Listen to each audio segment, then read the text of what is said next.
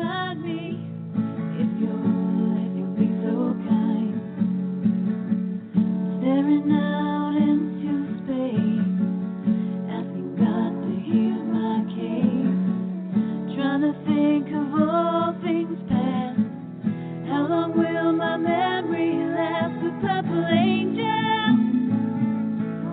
the purple angel, the purple angel, you're next to me. Well, hello, everyone, and welcome to Alzheimer Speaks Radio. This is Lori LeBay, the host and founder of Alzheimer Speaks.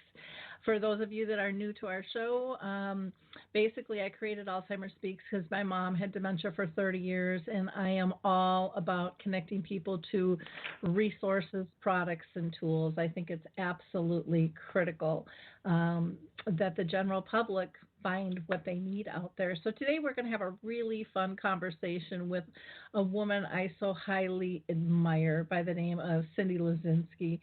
She is doing just remarkable work in the area of dementia and is a true change agent. But before there, I just want to again welcome you all to Alzheimer Speaks Radio and thank you for your likes, your clicks, your shares, because you have lifted our platform up so people around the world now know who we are and where they can go to get information at all levels.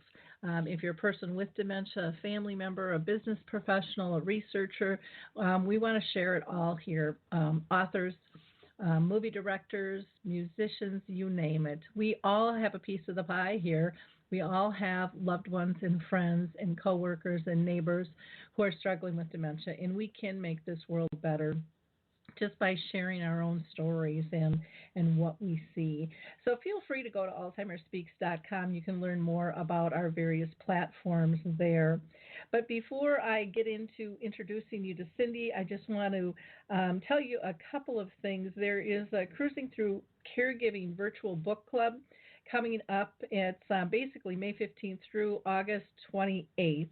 And it's once a week at 4 o'clock Eastern Time. You can find more about that by going to alzheimerspeaks.com.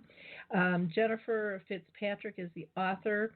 I'm going to be joining her actually this Wednesday for the session. So please join us. It's real easy to sign up and be part of that virtual book club.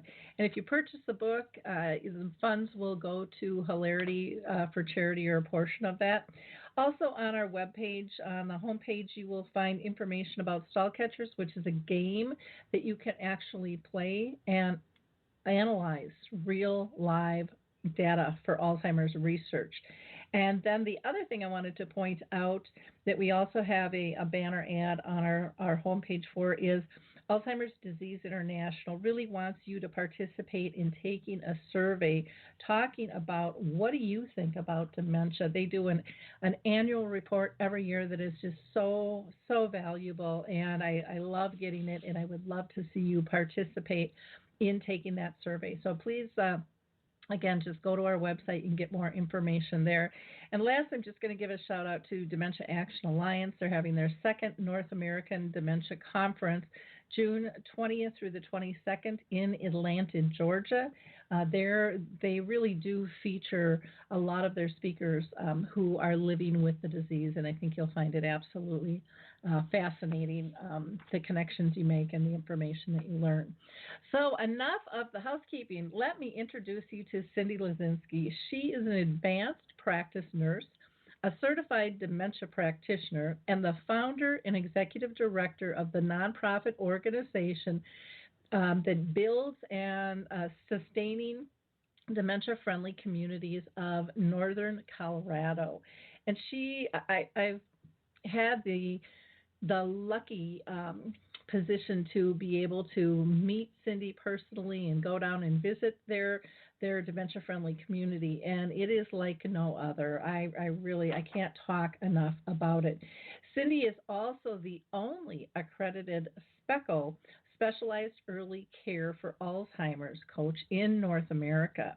And she was credentialed through the Contented Dementia Trust over in England, where she continues to get extensive training on the SPECAL program. Cyndy is also trained as a DAWN specialist, and DAWN stands for Dementia Alzheimer's Wellbeing Network, and is completing requirements to become a Train the Trainer as well in that program. She also serves on the North America Dementia Action Alliance team, working to influence language and research in ways that focus on optimizing well-being with dementia and giving voice to the true experts who are living with dementia.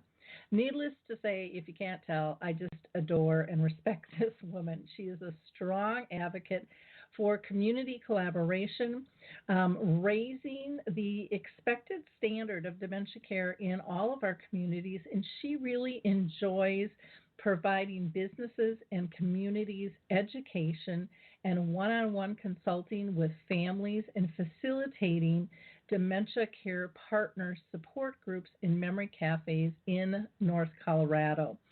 She is passionate about helping people truly discover there is a lot of living to do and a lot of joy to be had when dementia becomes part of one's daily journey. So welcome, Cyndy. I'm so thrilled to have you on the show. How are you doing? Wow, thank you. I'm doing well, thank you. Well, that was a lot. Well, it is a lot, but you're doing a ton. And you are doing it in such a fabulous way because you are so personal and gentle, and you're so in tune to truly listening and touching people, I think, at a soul level when you interact. Your compassion and your empathy and your skill set is so strong, and it shows through your work in Northern Colorado because it is absolutely unbelievable. But what I want to start out with in our conversation today is I want you to explain a little bit more about the SPECAL program, because you are the only accredited one here in North America, and you've studied with Penny Gardner over in the UK, who developed the program. And, you know, this method of Contented Dementia Trust, you know, what's that all about, and how the heck did you two ever get connected, and what possessed you to fly over there? Because most people would be, oh, that's interesting, but they're not going to book a flight, you know. they're not going to follow up. Well, it actually was kind of an interesting series of events, but it started with my dad, who was a trout researcher for the state of Wisconsin for many years and did trout stream habitat improvement. He was a good family man and, you know, strong in his faith. And I was just home visiting him one day in Wisconsin, and he said, Cyndy, I'm having such trouble multitasking. I can't seem to focus anymore, and I feel like I'm living in a fog. And those were his symptoms. And as a geriatric nurse, and I was kind of out in the community doing community case management, I knew that was the moment, like, we're headed down the dementia journey. I don't know what this means, but here we go. And it just became this defining moment for me where I thought, I got to learn whatever I can about dementia so that I can help my dad finish well, really was my thought at the time. I wanted him to live well and finish well. And so what that led to was I started to look up everything I could about dementia when I got home, and the first book I read was called Dementia, Frank and Linda's Story by Louise Morse. And in that book, she talked about this SPECAL method, or this Contented Dementia method that they used over in the Pilgrim homes over there in the UK. And also said, well, you know, a lot of times you can't even tell the difference between some of our people that are living with dementia and some that aren't when you're using this method. And that intrigued me. So I contacted her and I said, I'm going to be over there. So I actually already did have a trip booked. And I said, I'm going to be over there in 3 weeks. Can I come and see you? And it ended up not working out to see her, but she said, Penny Gardner is going to be in England in London when you're in London. And it worked out perfectly. So Penny sat down with me for 3 hours.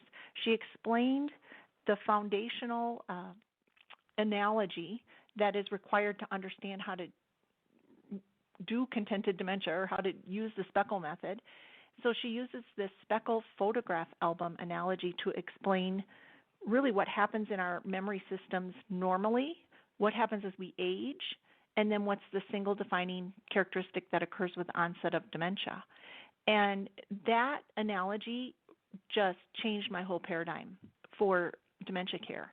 And I thought, well, why didn't I learn this in nursing school? And why doesn't everybody else know this? Because it is such a simple way to understand, really kind of from the viewpoint of somebody living with dementia, what's happening when they're losing some of their memory skills and some of their recent memories, or what we would say is recent facts.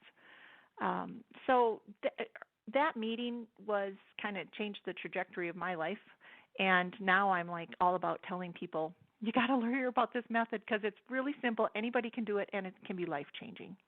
Wow. Okay, one of the go things ahead. that I like about what you said was that it was so simple. And why doesn't everyone else know this? Because I think one of the things that I know frustrated me as a daughter was everything seemed to be secretive, and it seemed to be very specialized, where like you couldn't do that. You couldn't handle that. And there, I think, I don't know, I think living with dementia can be very simple if we just take the scary out of it and know that it's doable. And so I love when you said you had that connection immediately, because I think that's what so many people are looking for, is just a simplicity to say, to empower them to believe that they can make a difference.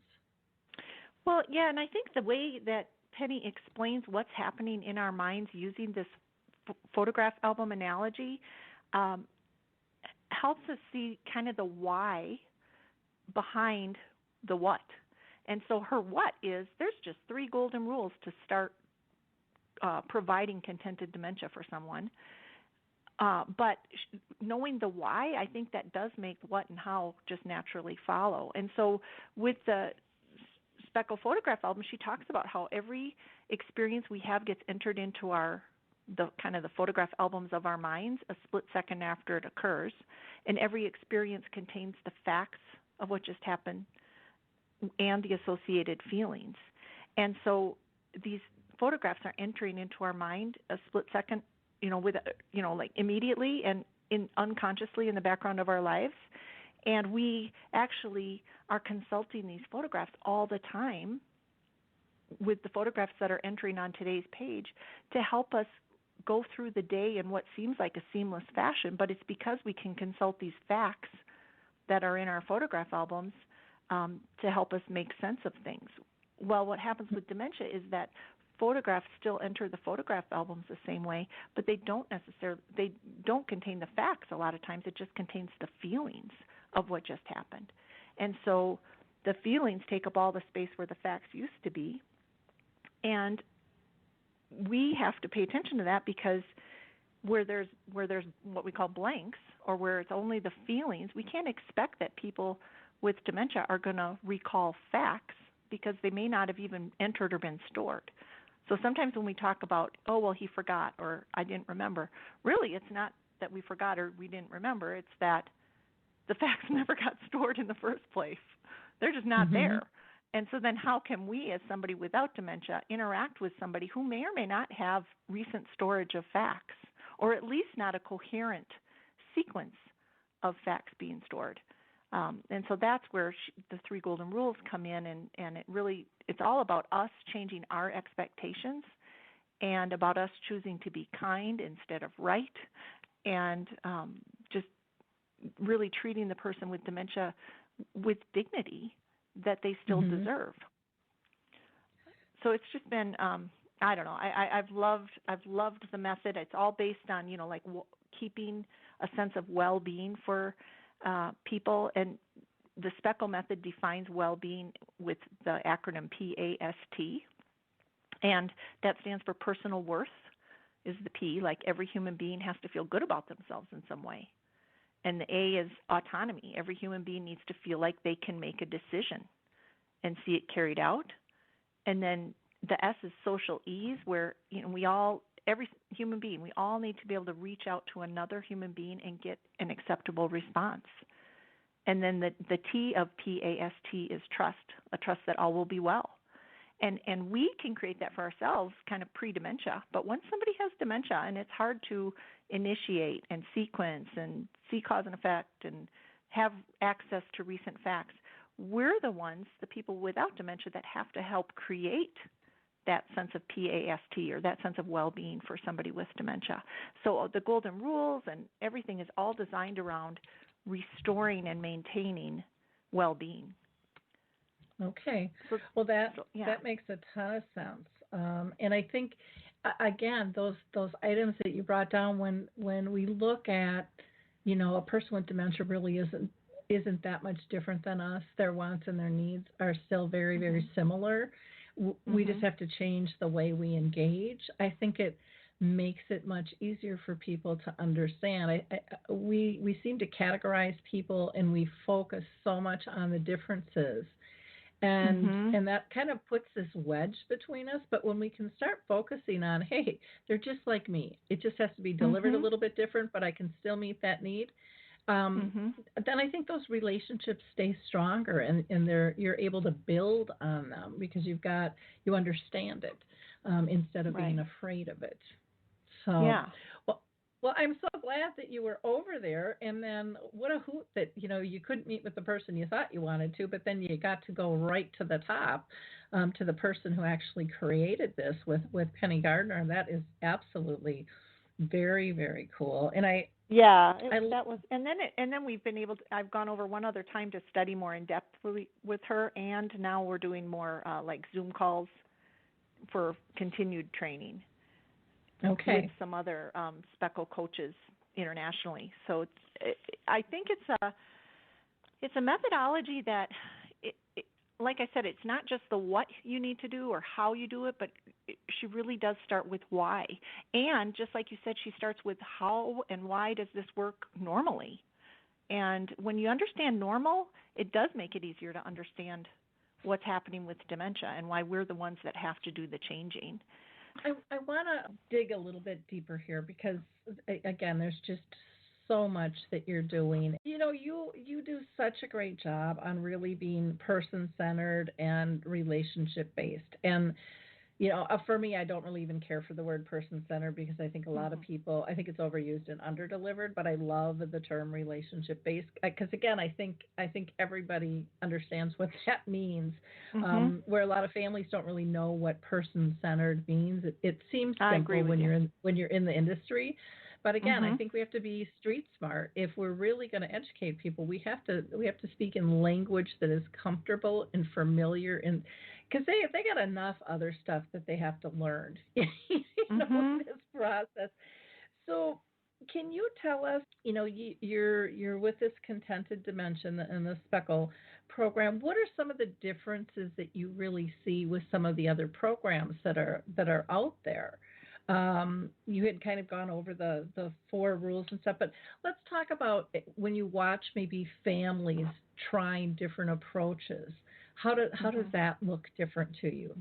Well, I think initially when you see people trying, like when you see somebody trying to correct their loved one, that's painful. I think there's different approaches where it's like, well, don't correct and do this and do that and don't do that. And this is where I like the SPECAL approach because it gives us a simple vocabulary to talk about, like a blanking photograph album. That makes sense to people once they can see the actual metaphor and what happens with a blanking photograph album. So I feel like that's where maybe SPECAL differs from other approaches. The other thing is I've just seen it work. Like I've seen several of my Memory Café people, and certainly with my dad, it just works to stop asking questions, which is the number one golden rule. And a lot of people want to fight back on that, saying, well, how do you stop asking questions? If you want to know something, how do you find out if you don't ask questions? And so for every rule with Contented Dementia and the SPECAL method, there is a tool. And so you actually can find out more information by not asking direct questions and putting people on the spot. And same with listen to the expert. That's the second golden rule. The person with dementia is the expert. So the questions they ask us are highly significant, and we got to pay attention to them because that's telling us what's important to them. and using the third golden rule of don't contradict. Well, a lot of methods, I would say, have kind of come on board with don't contradict now, and that seems to be somewhat of the standard in when people say we're doing person-centered care. But the practice of it, realizing not to contradict, and then the actual practice of it is different, and then having an understanding of, slow it down. What really happens in our minds when somebody contradicts us? It causes us to have a moment where we're looking at the metaphorical photograph album and checking those photographs and saying, well, wait, she's contradicting me. Why is she saying that? Why would she even think that that's right? And I have that feeling like I've been wronged or I'm wrong. And I can figure that out when I've been contradicted because I have coherent storage of facts. I would know the fact, like if you contradicted me, Lori, and said, like I said, oh, I'm so glad it's Monday, and you said, no, Cyndy, it's Tuesday. Well, I would be checking my photograph album saying, why would she think it's Monday? I just saw the paper. I know it's, or why would she think it's Tuesday? I know it's Monday. I just saw the paper. But then what if you said, okay, but Cyndy, that was yesterday's paper. Okay, well, we can figure that out, and there's not too much trouble because we've got all the facts. But you have that kind of conversation with somebody who's not storing coherent facts, and it's all about the feelings. All they have is the feeling that they've been wronged or that they need to prove themselves right. They may not even have the fact of saying, of knowing that they had said it was Monday. And so we just cause anxiety, and then we cause more photographs to enter their album of, like feeling anxious.